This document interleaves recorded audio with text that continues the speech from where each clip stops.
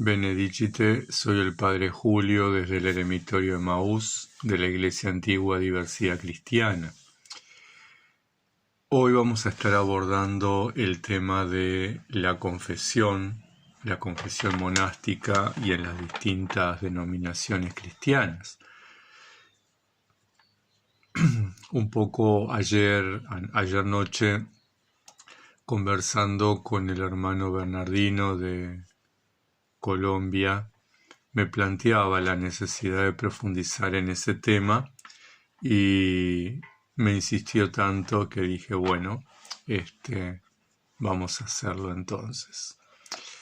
Bien, una de las primeras cosas que tenemos que tener en cuenta, que cuando hablamos de confesión, estamos hablando por lo menos de dos cosas: de la confesión sacramental y de la confesión o de la dirección espiritual o el acompañamiento espiritual. Y vamos a explicar después por qué y cómo. Y cuando estamos hablando de confesión sacramental, estamos hablando de distintas modalidades según la denominación cristiana a la que uno pertenezca. Bien, todos sabemos que en principio, cuando hablamos de confesión y nos referimos a la confesión sacramental, implica que uno realmente hace un examen de conciencia, identifica sus errores, sus fallas, lo que nosotros denominamos sus pecados, las acciones, las palabras, los pensamientos o las omisiones que nos han hecho ser infieles a nuestro bautismo, a los compromisos bautismales.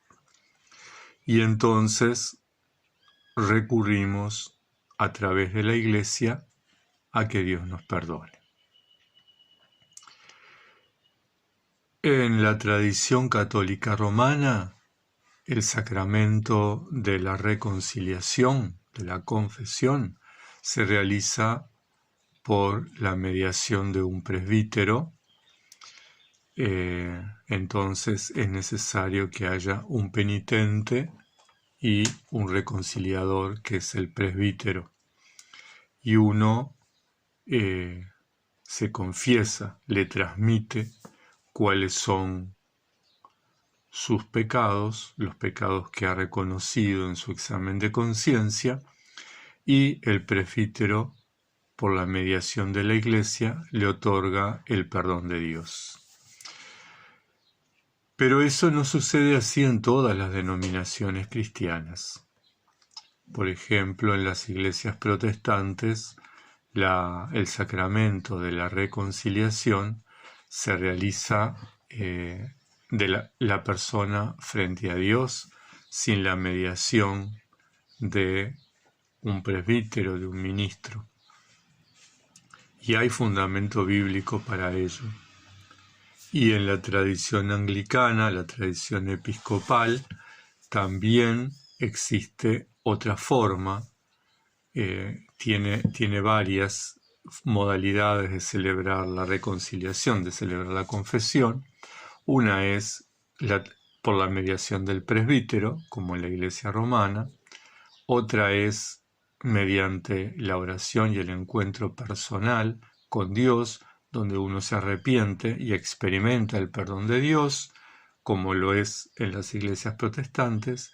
Y una tercera modalidad que tiene la tradición anglicana o episcopal es en la celebración de la Eucaristía, en el acto penitencial.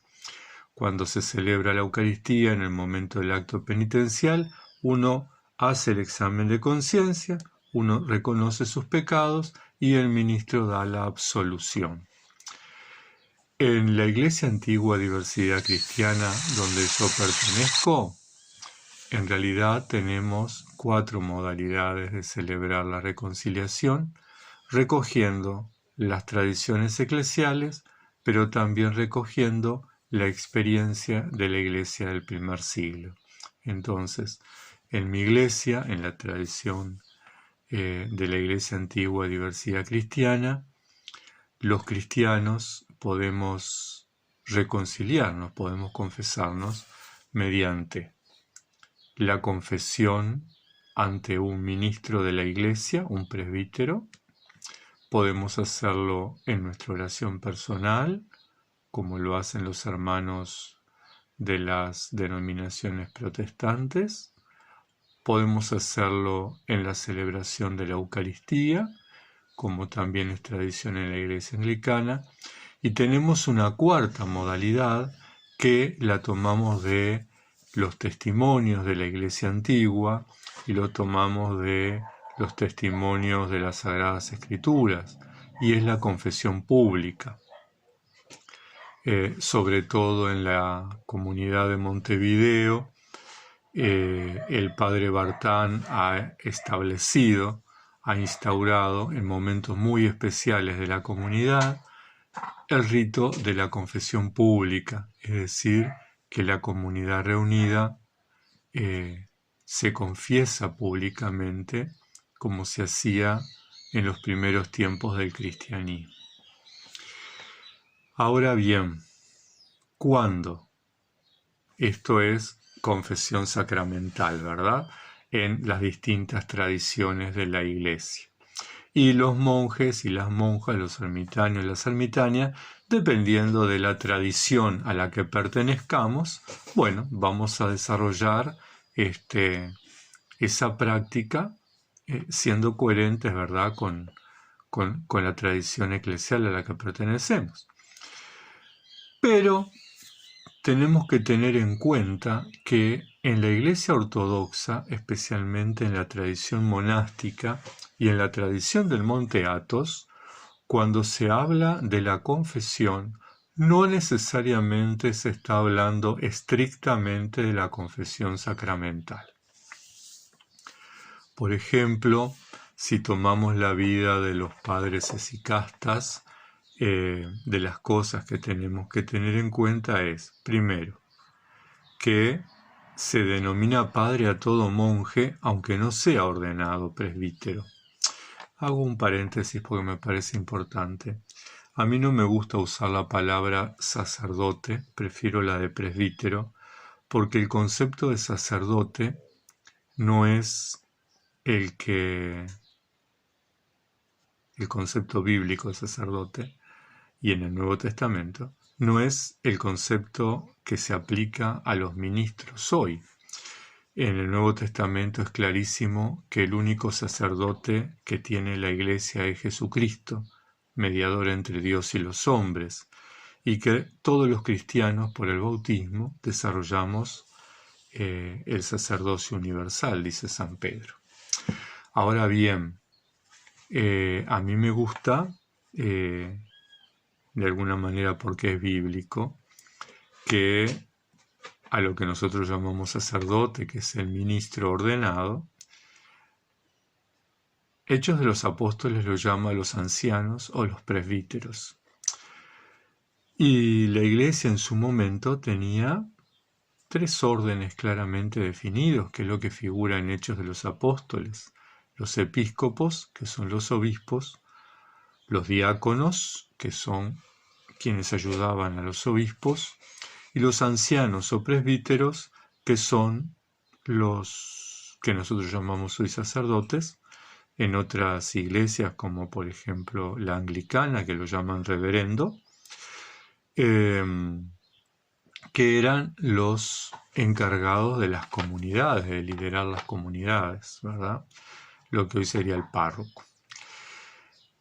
No me gusta utilizar el término sacerdote porque en realidad es un concepto que viene del paganismo aplicado a las personas, ¿verdad? No aplicado a Jesucristo. Es tomado del paganismo y es tomado tardíamente. O sea, ya había pasado el siglo I cuando se empieza a aplicar a los presbíteros el término sacerdote. De esta manera cierro paréntesis. Por eso a mí pocas veces o ninguna me van a escuchar el término sacerdote. Siempre voy a hablar del presbítero, porque es el nombre que recibió en la iglesia, o que recibimos en la iglesia, aquellos que recibimos el sacramento del orden para el liderar las comunidades, ¿verdad?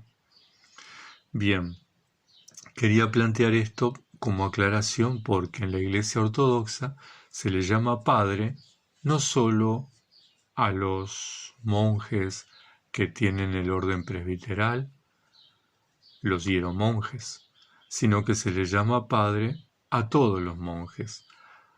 Y eso es importante tenerlo en cuenta, porque cualquier monje en la Iglesia Ortodoxa puede desarrollar también la paternidad espiritual, a diferencia de la tradición occidental, donde la paternidad espiritual ha quedado limitada a los monjes presbíteros y muchas veces los monjes no ordenados se han limitado al servicio del monasterio. En la tradición ortodoxa no es así. Bien, entonces, si nosotros escuchamos los videos, leemos los libros, los escritos de los padres hesychastas, sobre todo de los padres del último siglo, del siglo XX, vamos a constatar primero que muchos no eran presbíteros. Por ejemplo, el padre José el Hesychasta, designado santo por la Iglesia Ortodoxa en el siglo XX, vivió y murió en el siglo XX, en el monte Athos. Él no fue ordenado presbítero, él era monje. Sin embargo, fue el renovador de la vida espiritual prácticamente en el monte Athos. Fue el renovador de la oración hesychasta en el siglo XX. Y en los distintos testimonios que tenemos de sus discípulos, se cuenta que ellos, los discípulos, se confesaban todos los días, al finalizar el día, con su padre espiritual, con el padre José el Hesychasta. Entonces, no estamos hablando necesariamente de una confesión sacramental, si bien implicaba también transmitirle al padre espiritual los pecados, los errores, las fallas, sino que sobre todo implicaba esa confesión un diálogo discípulo-maestro, padre-hijo, un diálogo en el cual el discípulo, al finalizar el día, ponía su confianza en su padre espiritual, abriéndole su corazón, contándole sobre todo su experiencia monástica, su experiencia de oración, los logros y las dificultades que había tenido en la práctica de la oración de Jesús, contándole la experiencia de oración, contándole los progresos y los retrocesos. Y el padre espiritual, fuera o no sacerdote, en este caso el padre José no era sacerdote, no era ministro, no era presbítero, daba su enseñanza, hacía su acompañamiento, aportaba al pienso y a la experiencia de su discípulo. Esto es importante que tengamos en cuenta porque, muchas veces en nuestra tradición monástica, sobre todo de Occidente, centramos la confesión como algo estrictamente sacramental y vinculado a mis pecados. Bueno, en la tradición monástica y en la tradición de la Iglesia Universal, ¿verdad?, de la catolicidad de la Iglesia, hay muchos conceptos de confesión, como podemos ver, hay muchas prácticas de confesión y hay muchas prácticas de confesión sacramental. Cada monje, monja, cada eremita va a estar desarrollando esta práctica de confesión sacramental o de confesión de acompañamiento espiritual en función de su tradición eclesial y en función de el padre o la madre espiritual que elija, ¿verdad?, que seleccione. Puede suceder, De hecho, sucedió conmigo mis primeros años de vida monástica. Yo tuve una madre espiritual, la hermana Susana, del monasterio Madre de la Iglesia. Para mí fue una referente. Gracias a ella, gracias a sus conversaciones y a sus palabras, yo opté por la vida monástica. No necesariamente, por lo tanto, la paternidad espiritual está ligada al ministerio ordenado. Y no necesariamente la confesión en la tradición monástica universal está vinculada al sacramento de la reconciliación. Muchas veces, en la Iglesia universal, la confesión está ligada a la paternidad espiritual, está ligada a la relación discípulo-maestro, está ligada al acompañamiento espiritual. Eso me parecía importante después de la conversación con el hermano Bernardino, poder compartirlo. Y que cada persona, cada monje, cada monja eremita, pueda ir eligiendo también, porque es parte de la vocación a la que somos llamados, puede ir eligiendo su paternidad, su padre o su madre espiritual, su referente espiritual, porque no podemos caminar solos en este mundo. Todos necesitamos un padre, una madre, un referente, un tutor, un hermano mayor, un acompañante. Alguien que nos diga, mira, va por aquí, mira, pensaba si esto está bien. Porque muchas veces las fantasías, los errores y sobre todo nuestra carga inconsciente nos lleva a repetir errores, nos lleva muchas veces a idealizar errores. Entonces, bueno, los errores hay que confesarlos y en este sentido, para mí es importante aclarar el tema porque, bueno, algún hermano me lo pidió, pero además es un tema muy rico en la tradición monástica, el tema de la confesión, el tema del diálogo entre el discípulo y el maestro, el tema del diálogo y del encuentro entre el Padre y el Hijo espiritual. Hermanas, hermanos, tengan todos y todas una bendecida jornada.